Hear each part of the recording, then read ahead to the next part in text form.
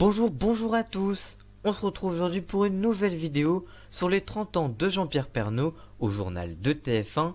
Je vous proposerai sa première télé et sa réponse sur ses JT consacrés aux régions dont il a parlé sur un plateau télé il y a quelques semaines.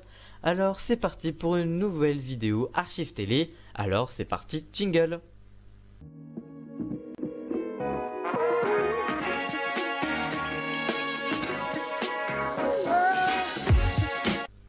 Alors que Jean-Pierre Pernaut cartonne chaque mi-journée avec son journal de 13h, qui est le plus puissant mais aussi le plus jeune du monde.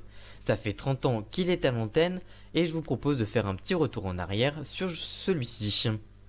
En effet, le journaliste Jean-Pierre Pernaut a débuté son grand succès au 13h le 22 février 1988, il y a donc 30 ans.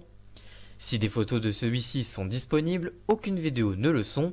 Je vous propose malgré tout de regarder la première apparition télévisée du journaliste qui débutait à l'époque et qui réalisait des interviews après qu'un petit garçon de 11 ans soit tombé dans un puits pendant plus de 16 heures. Voilà donc pour la première télévision de Jean-Pierre Pernaut. Le journaliste est notamment connu pour ses reportages sur les régions. Eh bien, il a révélé sur le plateau du Tube il y a quelques semaines pourquoi il avait voulu faire un JT consacré aux régions. Regardez.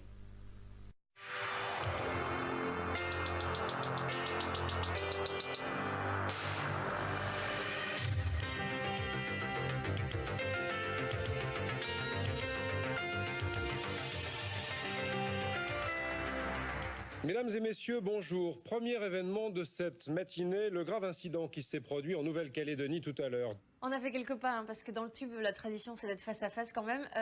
Ça vous fait quoi de revoir ces images Ça me fait plaisir, ça me surprend aussi parce que j'avais l'air complètement coincé ce jour-là. Et pour cause, il y avait 40 photographes dans le studio, derrière les caméras, qui venaient voir qui était ce nouveau présentateur qu'ils avaient déjà vu un petit peu, mais ils ne se souvenaient pas de lui. Alors quand on regarde en entier cette première édition du 13h sous l'ère Jean-Pierre Pernaut, on y retrouve l'essentiel de l'actualité en 26 minutes, contrairement à 40 aujourd'hui. Et voici ce dont vous avez choisi de parler en fin d'édition.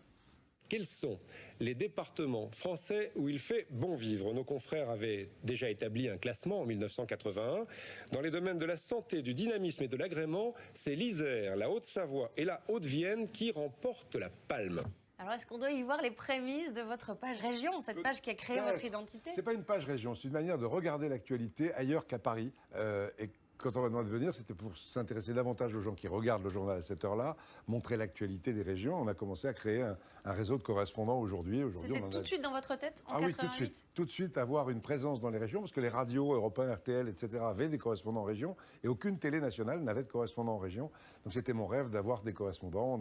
On les a créés aujourd'hui à 19 bureaux, avec des correspondants formidables, et ça représente 60-70% du 13h aujourd'hui.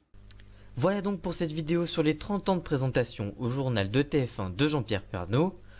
Que pensez-vous de cette première télévision de Jean-Pierre Pernaut? Regardez-vous son JT de TF1? Dites-nous tout ça dans les commentaires, votre avis nous intéresse bien évidemment comme à chaque fois.